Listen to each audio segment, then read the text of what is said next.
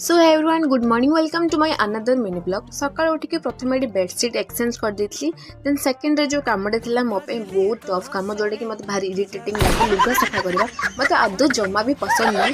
किंतु सफा करथिली देन तापरे गाधे पिदे की आसिकड़ी मो बाबा को पूजा स्टार्ट देथली मो लाइफ रे सबटे गोटे बड़ काम ऐड करछि जोडे कि श्रीमद् भगवत गीता पढिबा देन तापरे मो ब्रेकफास्ट रे भेदा मटर खाई देथली ता भितर मोर पुरुष बंधुंकर कॉल आसला तांको संगे वीडियो कॉल कथा होतली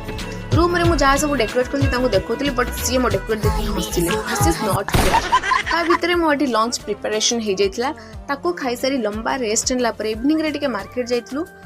रूम रे परिवा सरी जाइतला तो जाई कि परिवा रेट बुझला बेल को भाई अदर दर गैस रेट तो बढ़िलानी किंतु परिवा रेट तो बढ़ी जाइछि